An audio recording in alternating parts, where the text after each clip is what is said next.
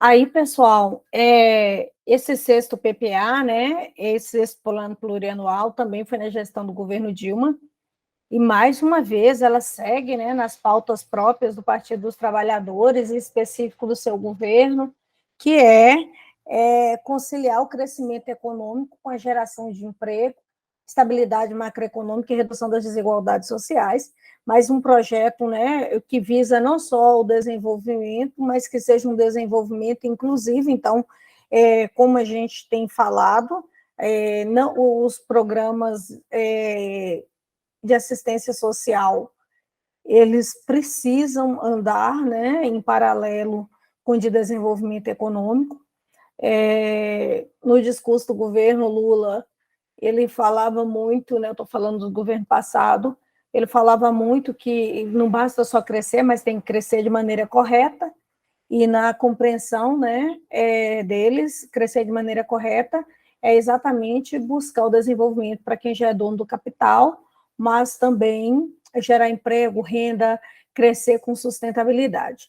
E aí, nessa ocasião, estava havendo a exploração, né, das reservas do pré-sal, o que possibilita significativa expansão dos investimentos, e para quem não sabe, a reserva do pré-sal foi exatamente a descoberta, né, de poços de petróleo em cima de camadas de sal. A Petrobras, ela passou muitos anos buscando desenvolver tecnologias, e ela antes explorava, buscava petróleo na terra, e a partir dessas tecnologias que ela buscou desenvolver, nesse período ela foi buscar petróleo, né, no fundo do mar, em parceria com outros países, né, que ganharam a concessão para poder explorar petróleo aqui no Brasil, e aí fizeram essas descobertas, né, desses campos de pré-sal, que foi importantíssimo para a economia nacional. Lembrando que o Brasil, durante toda a sua história, sempre foi importador de petróleo, e o petróleo que foi descoberto, né, além de ter mudado a praça, né, o local de encontrar esse petróleo, que antes era na terra, agora passa a ser no mar, foi classificado como um petróleo de alta qualidade. Então, isso foi muito importante para a economia brasileira, né, em vários sentidos. E, inclusive, impactou na redução da vulnerabilidade externa, né? Então, o Brasil se fortalece ainda mais frente ao cenário internacional, além de conseguir fomentar, né, a integração de outras cadeias produtivas, direcionando recursos arrecadados do pré-sal, né? Então, assim, lembra-se, o país ele tem que ter uma receita. Eu venho falando isso com vocês desde o início dessa disciplina. Do nada não sai nada. Para investir tem que ter a fonte da receita. Então, ele tem que ter ou que vender, né, para conseguir arrecadar, ele tem que produzir, ou ele tem que tomar empréstimo, não foi isso que eu falei? E aí, com essa descoberta dessas novas fontes de receita,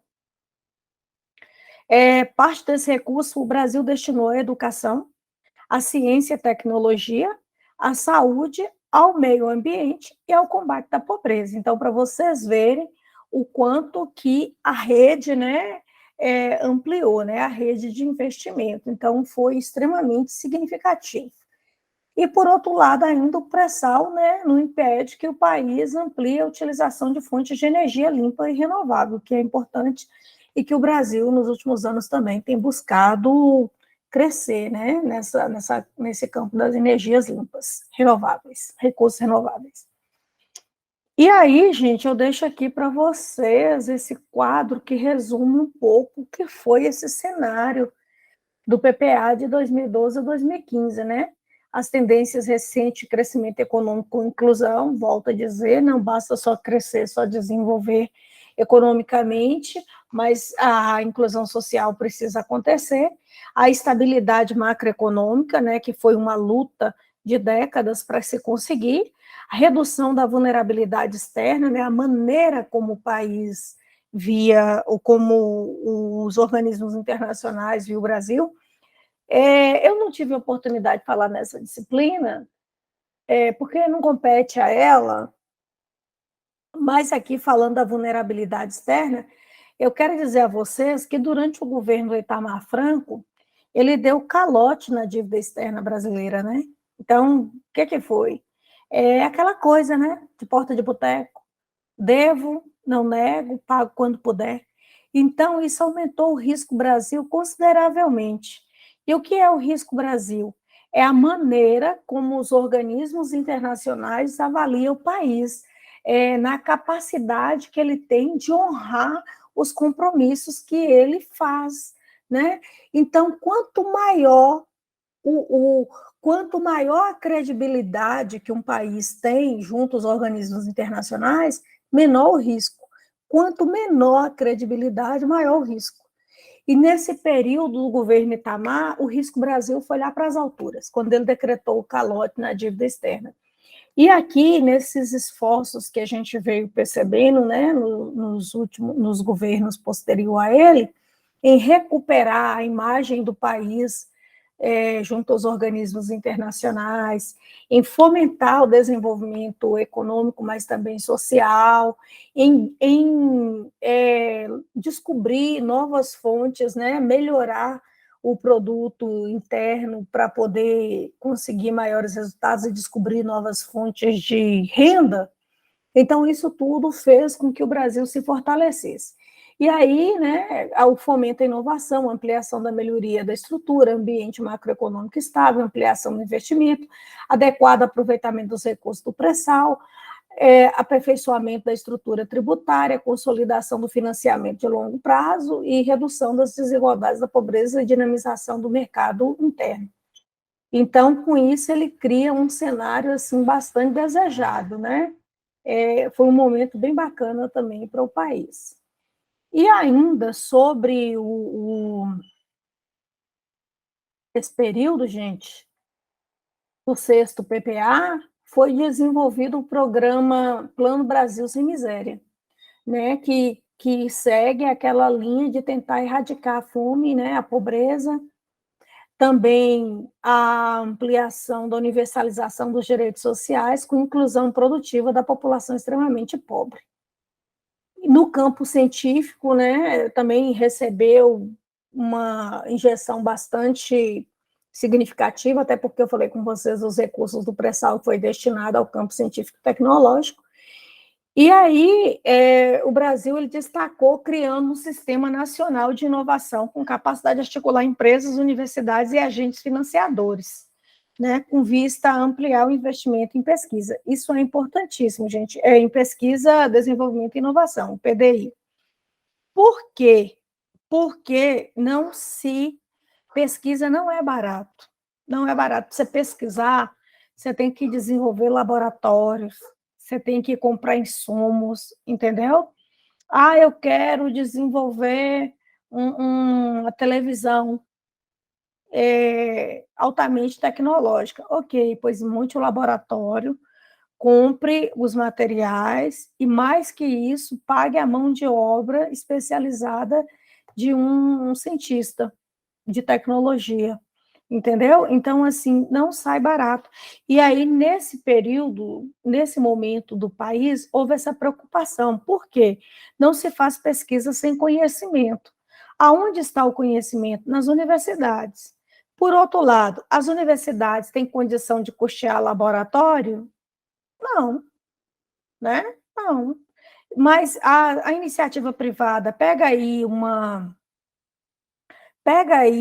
Samsung, pega aí uma Apple, pega aí um Motorola, uma Sony, né? Pega uma Toyota, né? Pega uma Fiat, pega quem vocês quiserem. Eles têm interesse em tecnologia? Muito, né? E aí, de repente, uma parceria, uma marca dessa, uma instituição dessa, uma empresa dessa, monta um laboratório, né, ou distribui bolsa para os pesquisadores, desenvolver pesquisa X, né, pensa aí na indústria farmacêutica, o que ela tem de dinheiro para investir, o tanto de solução que ela deseja apresentar para a sociedade, né? Então, o tanto de convênios, de parcerias que é possível ser feito. Então, foi uma época aqui que teve um cuidado sobre essas possibilidades, entendeu? Muito importante para o nosso país. E aí, gente, tendo dito isso, a gente chega no 7º PPA, né, que foi exatamente no governo do Michel Temer, entre o governo de Michel Temer com o primeiro ano do governo Bolsonaro, 2016, 2019, e foi o primeiro plano assim de governo que foi totalmente implementado. E com um certo grau assim de realismo, né, dados os parâmetros que ele foi estabelecendo. Esse plano plurianual foi conhecido como desenvolvimento, produtividade e inclusão social. Então, olha aqui para vocês verem, novamente, né, fica aí na pauta a questão da inclusão social. Não basta só haver a política desenvolvimentista que aconteceram nas primeiras décadas lá, 1930, 40, 50, 60, 70, mas é preciso, como diz o Lula, crescer de maneira correta, e de maneira correta significa olhar para aqueles menos favorecidos da sociedade, inclusão social, e para as macro variáveis, né, que são extremamente importantes, saúde, educação, moradia, segurança, né, pesquisa, desenvolvimento, e vem aqui também a questão da produtividade.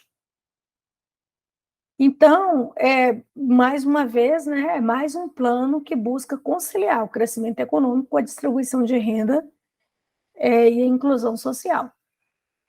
E aí, gente, ele vai fazer o seguinte: buscou absorver o impacto da crise financeira internacional ainda em 2008, né, que ainda respingava, adotando uma política macro-expansiva, apoiada com investimentos públicos. Esse investimento saiu da onde? Do PAC, né? Programa de Aceleração de Crescimento. Esse programa é o seguinte: o Brasil queria crescer, mas crescer mais rápido. Então, aqui já está na fase 2 do PAC, né? Então, o Brasil quer poder acelerar esses crescimentos dele. E aí ele vai crescer de maneira mais rápida. E aí vem os investimentos em logística, programa de investimento em logística, programa Minha Casa Minha Vida vem aí nessa ocasião, com subsídios, né, desonera os impostos e crédito barato ao setor privado. E aí, pessoal, a gente chega no nosso último PPA, que é o de agora, né, que está vigente, encerra esse ano, que é o de 2020 a 2023. Governo Bolsonaro, término no primeiro ano do governo Lula, terceiro mandato.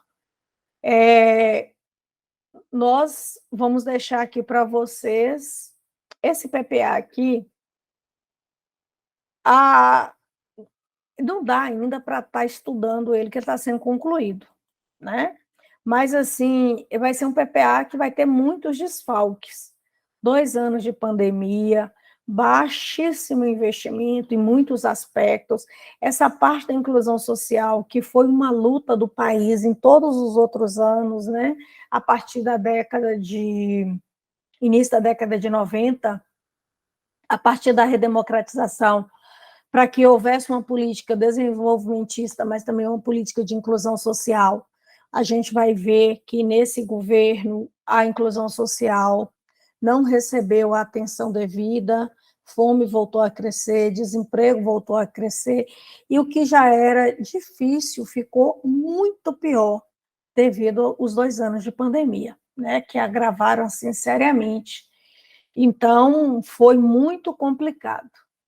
E aí, gente, mas isso aqui, com certeza, a próxima turma de planejamento governamental já vai ter esse material mais completo, porque aí a gente já vai ter toda a análise do PPA de 2020 a 2023, tá bom?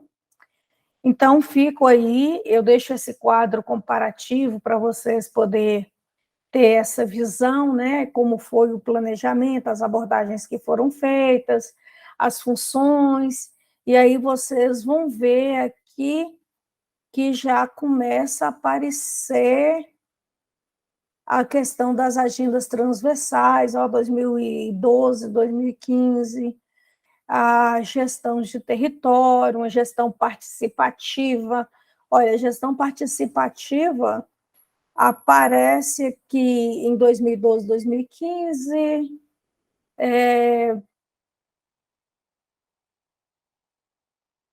aqui em 2000 a 2003, a gestão por resultados, é bastante interessante essa perspectiva, que é na ótica da administração pública gerencialista, né?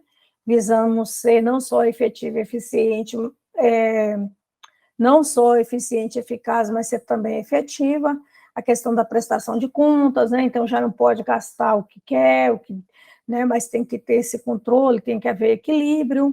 A questão da gestão dos territórios, né? Essa busca de sanar, minorar, não sanar, não, mas diminuir, né, as desigualdades territoriais. Aqui, em 2012, 2015, vem essa gestão participativa, volta a questão da gestão do território, vem as agendas transversais, que é bastante interessante, prestação de contas andando na linha da transparência, na ótica da transparência, né, estratégia de desenvolvimento 2016, 2019, vem a questão também dessa prestação de conta. Então, assim, deixa isso aí só para vocês ir amadurecendo esse período e essa nova forma de fazer o planejamento na gestão pública.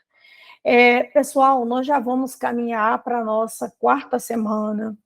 Chamo a atenção de vocês mais uma vez para a necessidade de vocês andarem no desenvolvimento das atividades propostas para esse período, tá bom?